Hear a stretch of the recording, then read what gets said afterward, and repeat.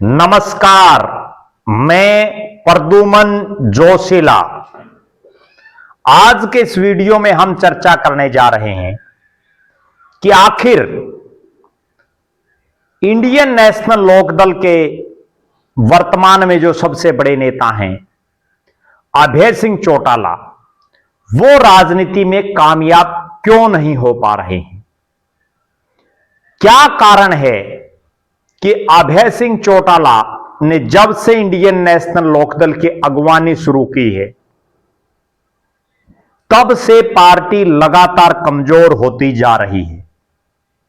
इस वीडियो में मैं आपको वो सबसे बड़ा कारण बताऊंगा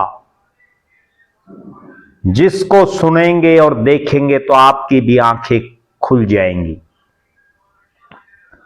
इससे पहले आप सभी दर्शकों से यह अनुरोध है कि आप हमारे YouTube चैनल को सब्सक्राइब करें, बेल आइकन घंटी का बटन अवश्य दबाएं, YouTube चैनल को ज्वाइन अवश्य करें ताकि आपका सहयोग हमें मिलता रहे।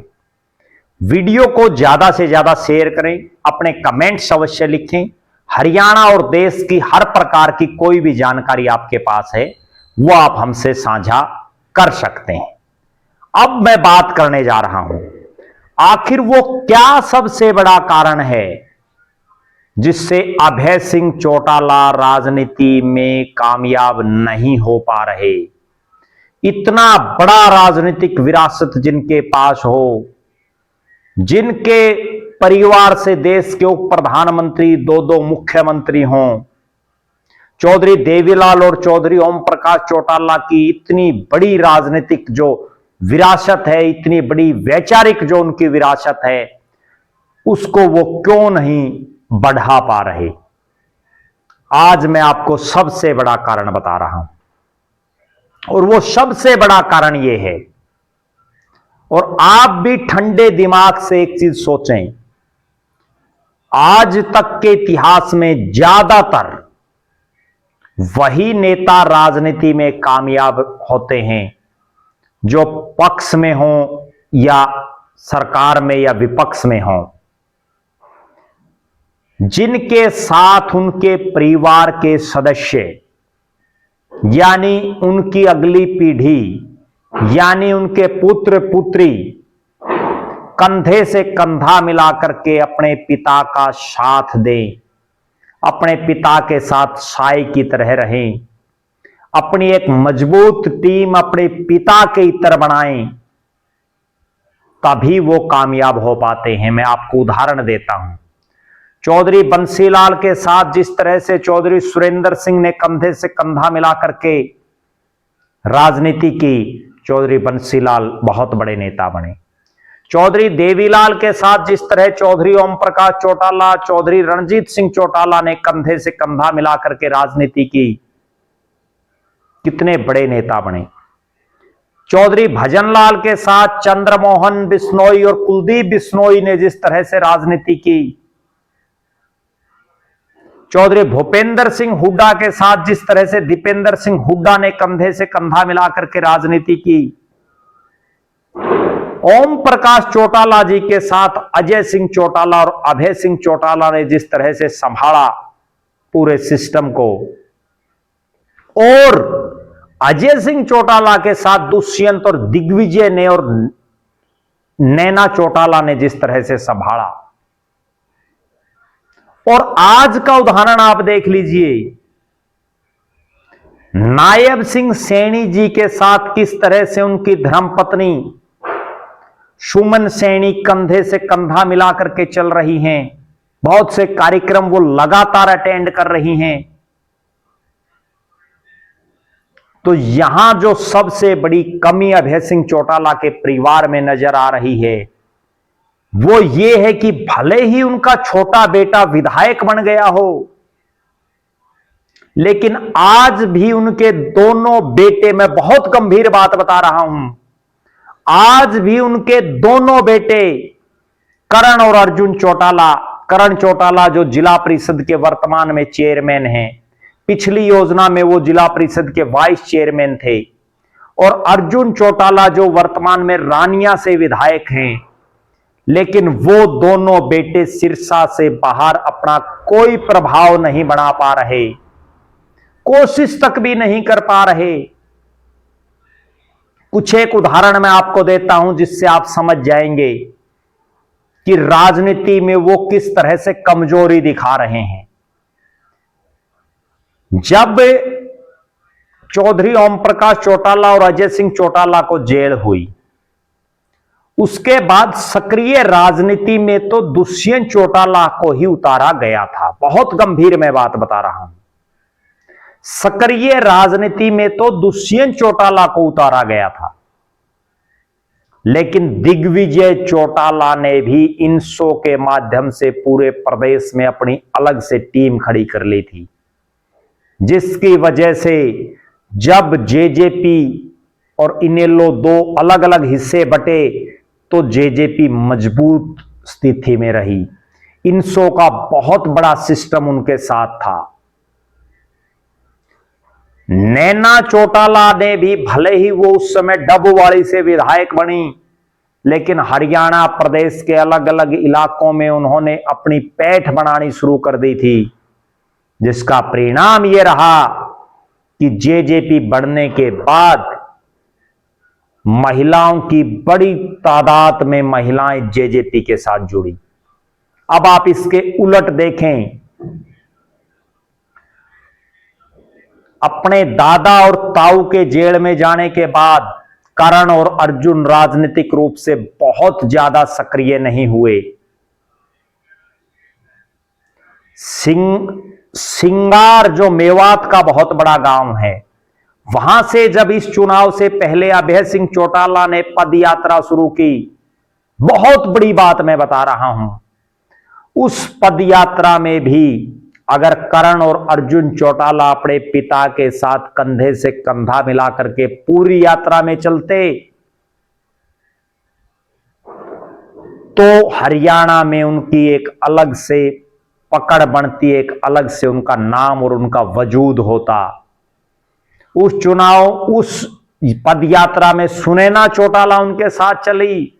उसका परिणाम यह है कि आज हरियाणा में करण और अर्जुन चौटाला से बड़ा नाम तो सुनैना चौटाला का हो चुका है।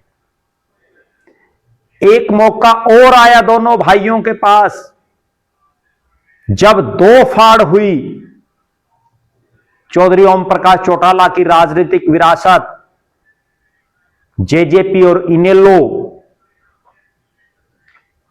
तब इंडियन नेशनल लोकदल की युवा विंग का और जो आईएसओ इंडियन स्टूडेंट ऑर्गेनाइजेशन जो स्टूडेंट के लिए बनाई गई थी, क्योंकि इनशो दिग्विजय सिंह संभाल रहे थे, उनका जिम्मा सौंपा गया करण और अर्जुन चौटाला को। लेकिन 6 साल का समय बीत जाने के बाद भी दोनों भाई ना विद्यार्थियों में अपनी पकड़ बना पाए, ना युवाओं में कोई प्रभाव बना पाए।